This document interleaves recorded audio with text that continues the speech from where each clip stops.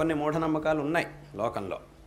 కాబట్టి వాట్లని మనం దృష్టిలో పెట్టుకొని ఈ మూఢనమ్మకాలు అనే ఈ అంధశ్రద్ధ అంధవిశ్వాసం అనేటటువంటి పదాన్ని మనం కనిపెట్టినప్పుడు దీనికి మన భాషలో అనువాదం చేసి చెప్పేటప్పుడు మూఢనమ్మకాలు అని అంటూ ఉన్నారు.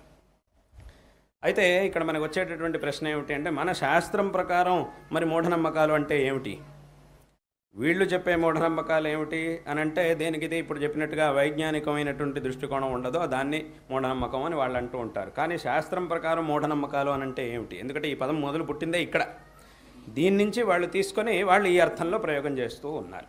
కాబట్టి మరి మన శాస్త్రం ప్రకారం ఏమిటి, మూఢనమ్మకం అనే పదానికి అర్థం ఏమిటి అని అంటే, ఇక్కడ మనం తెలుసుకోవాల్సినటువంటి విషయం, ఈ ధర్మం గురించి మన ధర్మం యొక్క పేరుని మనం చెప్పేటప్పుడు ఇది వైదిక ధర్మము అని అంటాం. వైదిక ధర్మము అని అంటే ఏమిటి, వైదికం అనే పదానికి అర్థం ఏమిటి, వేదములే ప్రమాణముగా కలిగినటువంటి ధర్మము అని దీని యొక్క అర్థం. అంటే ఈ ధర్మానికి ప్రమాణములు ఏమిటి అంటే వేదములు, అందుకే దీన్ని వైదిక ధర్మం అని అంటున్నాం. లోకంలో ఏదైనా ఒక విషయాన్ని మనం తెలుసుకున్నప్పుడు, ఎవరైనా ఒక విషయాన్ని మనకి చెప్పినప్పుడు వెంటనే మనం ఏం చేస్తాము అనంటే, ఈ విషయానికి ఏమిటి ప్రమాణం, దీనికి ఏమిటి ప్రమాణం అని వెంటనే మనం ప్రమాణాన్వేషణ చేస్తాం. ఇది ఎక్కడి నుంచి వచ్చింది, ఇది ఎవరు చెప్పారు నీకు, ఎలా వచ్చింది, ఏమిటిది అని అడుగుతాం. ఈ విషయానికి సరైనటువంటి ప్రమాణం లభించింది అని అంటే, సరే ఈ విషయం ప్రామాణికమైనటువంటి విషయమే అని మనం ఒప్పుకుంటాం.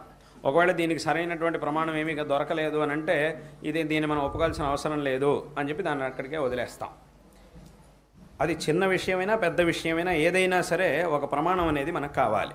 దీన్ని మనం అన్వేషిస్తూ ఉంటాం. ఏ విషయానికైనా దీనికి ఏమిటి ప్రమాణం అని అడుగుతూ ఉంటాం, తెలుసుకుంటూ ఉంటాం, తెలుసుకునే ప్రయత్నం చేస్తూ ఉంటాం. అంటే అక్కడికి ఏమైంది, ఒక సామాన్యమైనటువంటి విషయం యొక్క ప్రమాణాన్నే మనం అన్వేషిస్తూ దీనికి ప్రమాణం ఉంటేనే మనం తీసుకుంటాము అని అంటూ ఉన్నప్పుడు, ఇంత గొప్ప విషయం ధర్మం అంటే అది సామాన్యమైనటువంటి విషయం కాదు, చాలా గొప్ప విషయం. ఇంత గొప్ప విషయానికి, ఈ ధర్మానికి ఒక ప్రమాణం అనేది ఉండాల్సిందే.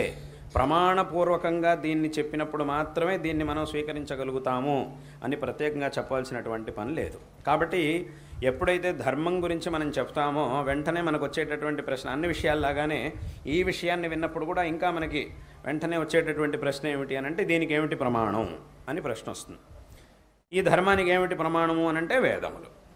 కాబట్టి ఈ ధర్మం గురించి విన్నప్పుడు దీనికి కూడా ఏమిటి ప్రమాణం అనేటటువంటి ప్రశ్న ఖచ్చితంగా మనకి వస్తుంది. అది మనిషి యొక్క స్వభావం. ఏ విషయాన్ని విన్నా కూడా మనకి దాని యొక్క ప్రమాణం ఏమిటి అనేటటువంటి ప్రశ్న ఖచ్చితంగా వస్తుంది. కాబట్టి ఈ విషయాన్ని విన్నప్పుడు కూడా మనకి ఖచ్చితంగా ప్రమాణం ఏమిటి అనే ప్రశ్న వస్తుంది. కాబట్టి మళ్ళీ ప్రత్యేకంగా ప్రశ్న అడగడం, దానికి విడిగా